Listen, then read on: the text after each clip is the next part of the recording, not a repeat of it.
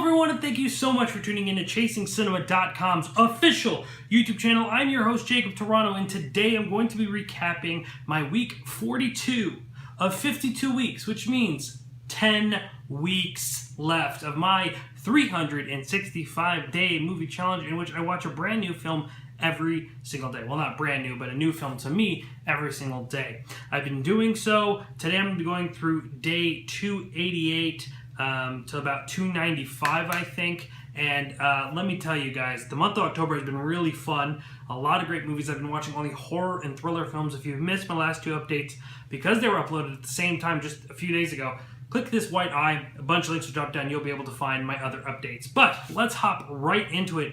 Week 42 of my challenge. On day 288 of the 365-day movie challenge, I watched 2014 Adam Wingard thriller The Guest. Now, The Guest was a really badass film. I mean, I enjoyed the hell out of this movie.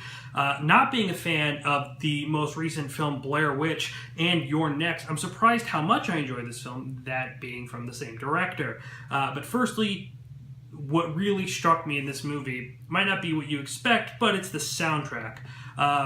It felt like my iPod was playing in this film.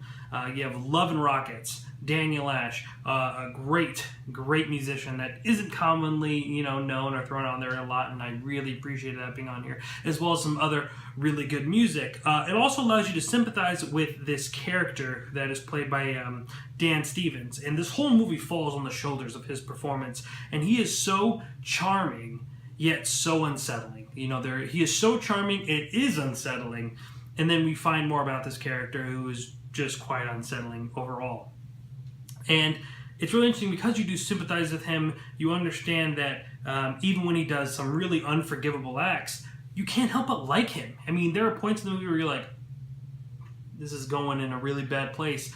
But his decisions still do not affect how much you like him, which I find interesting. Maybe to a degree, but I don't think you hate him at any point in this movie. Maybe you do. I don't know. I didn't. The Guest is just a really enticing thriller, even through the reveal, which isn't very original or satisfying. The build-up is where the magic is for this movie, and this really, really works.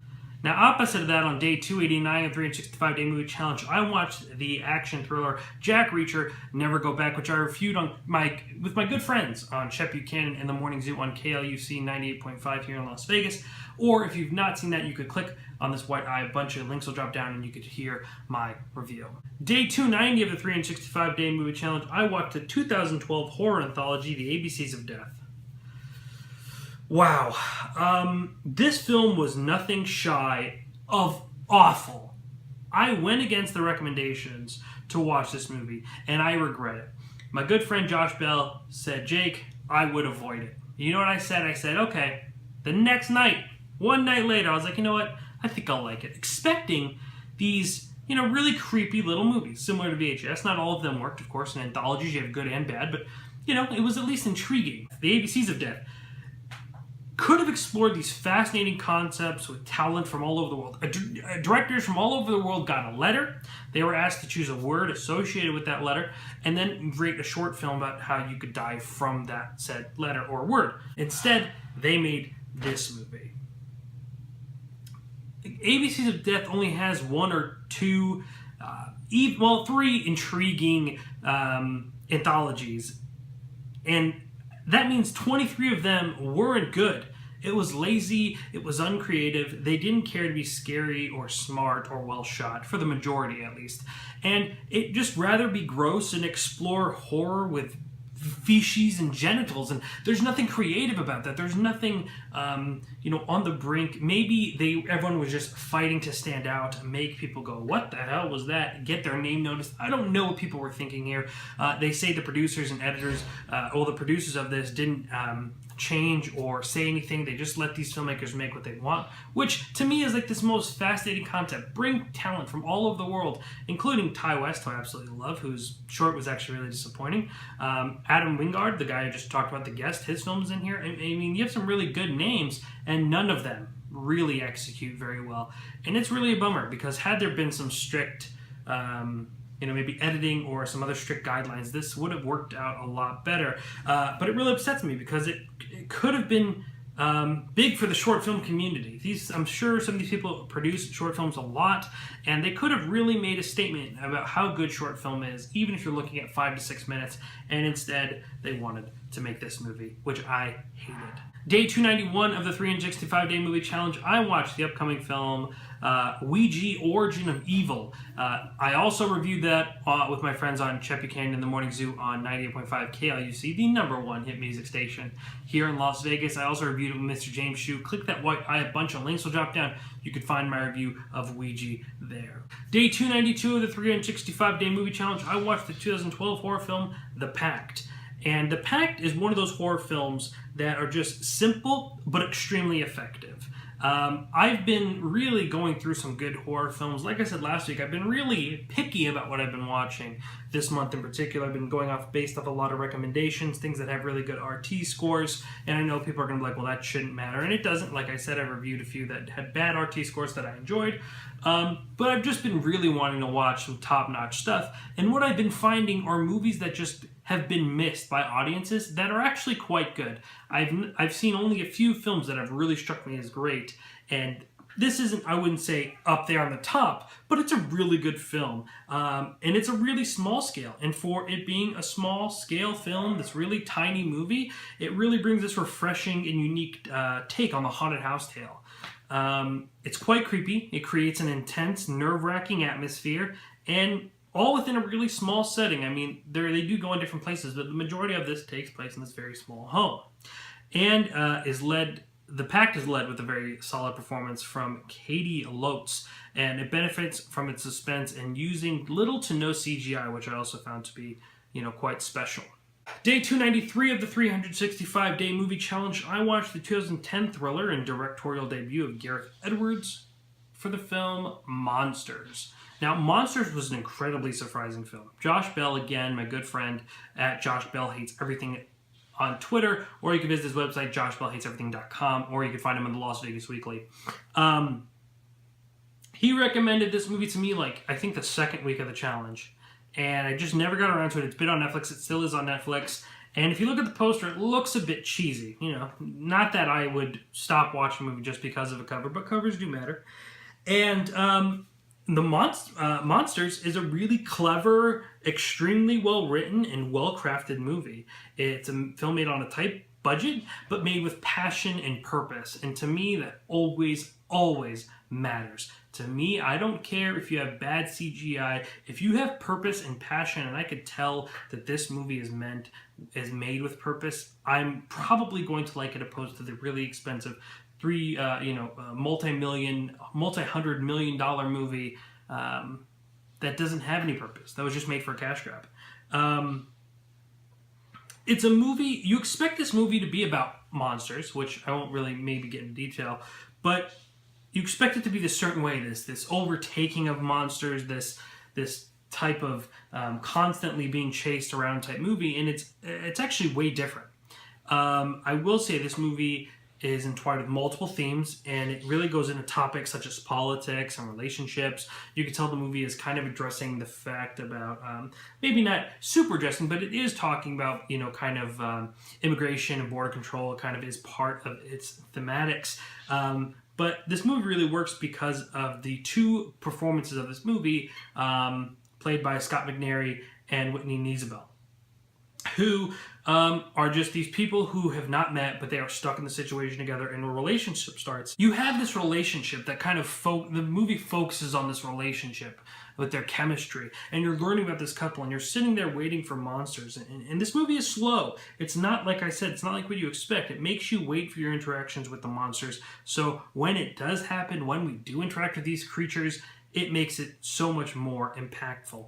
And the movie really comes together in the final 10 minutes, conveying this really touching message about these monsters, somewhat spoiler, so if you don't want to know any more, don't. I rarely do this, but the movie is about these aliens, which they tell you in the first 2 minutes of the film, so technically I don't feel like I'm spoiling anything, but I'm going to tell you the ending.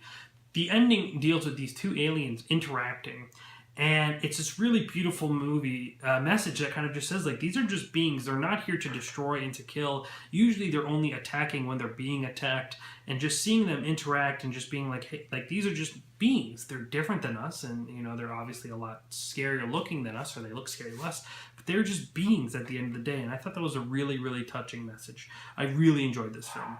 But I will say that my favorite movie of this week had to be what I watched on day 294, and that is the 2014 New Zealand horror comedy Housebound.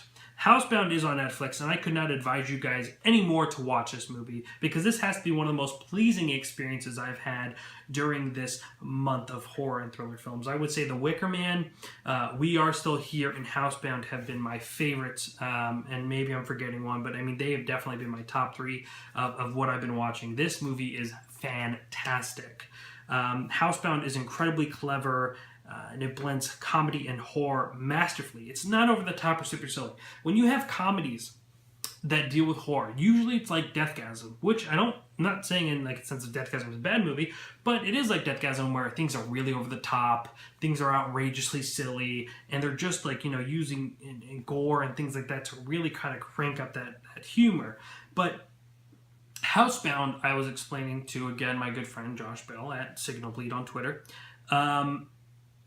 it's just really creepy, and it feels like this horror movie had, and just the characters have really good senses of humor. That's how I felt. Like, all these characters are really funny people, and they're just dealing with a horror film. It's not like this outrageous comedy. Yes, things get kind of silly, but overall, I thought it to be a really, really effective film, and even at times quite gory. I know that I said it's not like crazy gory like Deathgasm, but it's creepy, it has a little bit of blood, you know, the characters are witty, and it has this really, really great sense of humor. It's filled with, you know, Kiwi humor, too. If you're a fan of New Zealand comedy, like, this is it. Like, I think my biggest revelation of 2016 is that New Zealand films are going to be my favorite foreign film beyond Japanese, or besides Japanese films. I don't know, there's a lot more New Zealand films that I want to check out, but I've fallen in love with some New Zealand pictures this year, and I can't stop watching them. It offers really good performances from Morgan O'Reilly, who plays the lead in this film, and also Rima Te Waiata. Probably butchered her name, Rima Te Waiata, who I fell in love with after seeing in Hunt for the Wilder People. She was phenomenal in that. And but anyway, this movie, more importantly than the performances, boasts an incredible directorial debut from Gerard Johnstone. His writing and direction really make this movie worthwhile. This was just such a fun, intense, but really great movie. It feels, you know, the end. I absolutely loved the final seconds of this movie. It just fit the genre perfectly. So if you're willing to go on something a little bit obscure, if you've not seen a New Zealand picture before, maybe it's not their type of humor. I'm not saying all New Zealand pictures have the same type of humor, but, you know, the very popular New Zealand comedies that we get, it does kind of fall in that sense. If that's not your style, maybe Housebound isn't for you, but I would really recommend it. It is my favorite movie of the week. It's on Netflix. Ladies and gentlemen, that's going to wrap it up for this week. Next week, week 43, as we get closer and closer to the end of this challenge, I am really not ready for it, to be honest. I've really enjoyed my time doing this challenge. It's really enticed me to watch more film, forced me to watch more films, but it's good because before this challenge I complained that I never got to just sit and watch movies, and now I have to do it every single day. And though I regret that sometimes I have chosen you know, movies that are more accessible and easier for me to work around my schedule, opposed to quality of the film, is not something I'm proud of. But, you know, I do feel like I discovered some really great gems in this, and of course we'll be going over all of that in my finale of this movie challenge. But anyway, that's going to wrap it up for this week. Make sure to check out my review for Ouija, Jack Reacher, my week 41 and week 40 recaps, all up here in the white eye, as well as it being Halloween. Next time you will see me, it'll be post-Halloween. So make sure you have a safe Halloween. Be safe out there. I also published my annual Jacob Toronto's Rules of Surviving a Horror Movie. You click that white eye, it'll bring you to where you need to go to see my list of rules for this year. Ladies and gentlemen, my name is Jacob Toronto, and please continue chasing cinema.